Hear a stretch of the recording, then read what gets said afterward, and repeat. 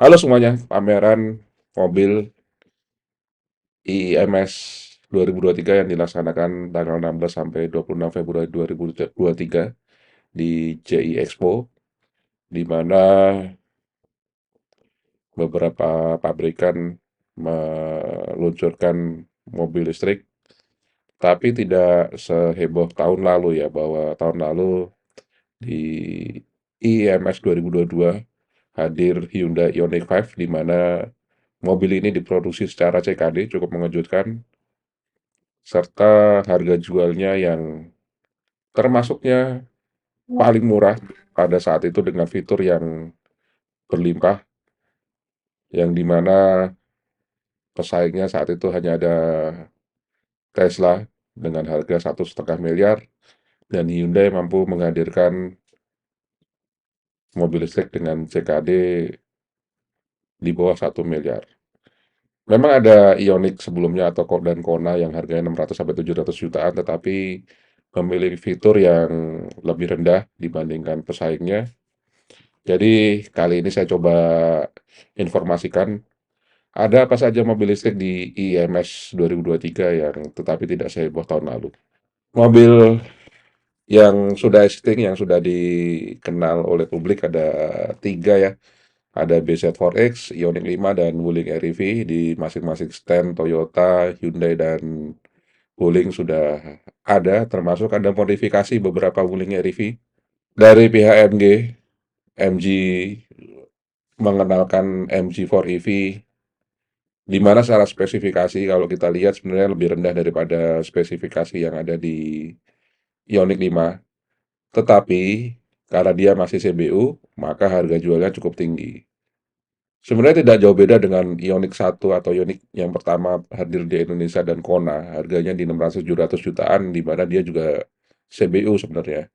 Tetapi dengan spesifikasi baterai di 51 kWh dan bisa fast charging di 20-80% hanya 35 menit, serta jarak tempuh hanya di 350 km.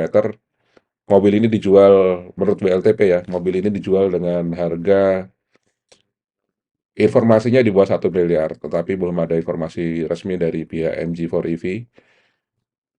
Andai kata bisa dijual dengan harga seperti Kona atau Ioniq, ini cukup menarik, tetapi kalau sudah menyentuh di atas harganya Ioniq 5 agak tidak menarik menurut saya. Eh ada test drive-nya untuk mobil ini. Kalian bisa test drive di lokasi dan bentuknya cukup menarik, dan ini di Thailand sudah dijual ya dalam bentuk CKD, harganya di sekitar 400 jutaan. Cuman harga resminya belum ada sampai saat ini untuk di pasar Indonesia. Harapannya sih bisa seperti Ioniq atau Kona ya. Kemudian mobil listrik lainnya adalah milik Citroen, Citroen EC4. Spesifikasi dan dimensi mirip dengan MG4 EV, tidak jauh berbeda. Dengan kapasitas baterai juga mirip di 350 km. Tetapi Citroen ini informasinya juga di harga 1 miliaran kurang. Dan dua mobil tadi, MG4 EV dan Citroen ini menjadi salah satu, harusnya jadi salah satu yang saling bersaing ya, di kelas yang sama dengan harga yang sama dengan spesifikasi di bawah Ioniq 5.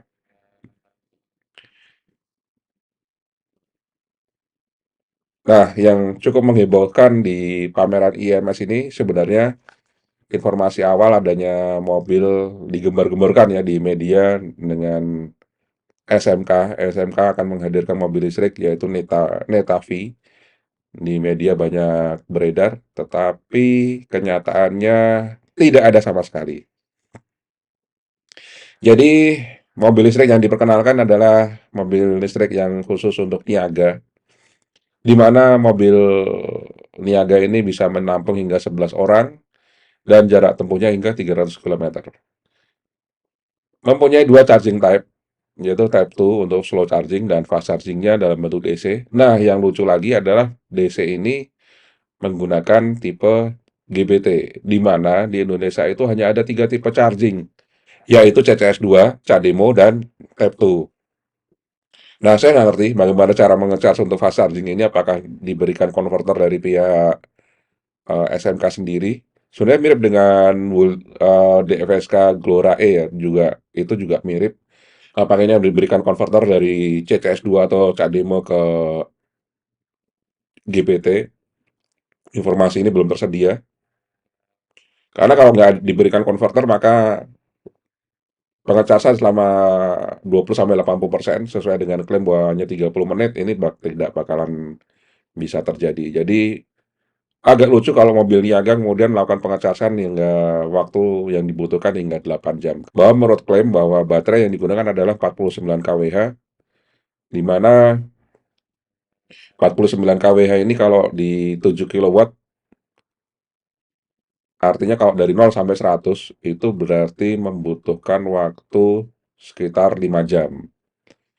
Nah, mungkin kalau kan nggak mungkin ya dari 0 sampai 100 ya. Biasanya sekitar 20% lah, anggap aja sampai 100, berarti sekitar hampir 5 jam. Artinya kalau ini mobil niaga jadi nggak worth it dong. Kecuali kalau ini gunakan ngecasnya di malam hari dan pagi sudah siap digunakan. Tetapi kalau orang yang akan menggunakan lebih dari 300 kilometer, nah bagaimana dengan mobil niaga ini? Karena fast charging tidak bisa dipakai akibat dari menggunakan tipe colokannya adalah GBT. Harganya sudah muncul di angka 530 dan 540 juta, tergantung dari jenisnya. Ada jenis yang niaga untuk orang dan untuk barang yang model van begitu, jadi tertutup, itu 530 juta. Jadi itu saja yang bisa saya sampaikan mengenai pameran IMS yang saya fokuskan khusus untuk mobil listrik. Dan terima kasih sudah menonton dan bye-bye.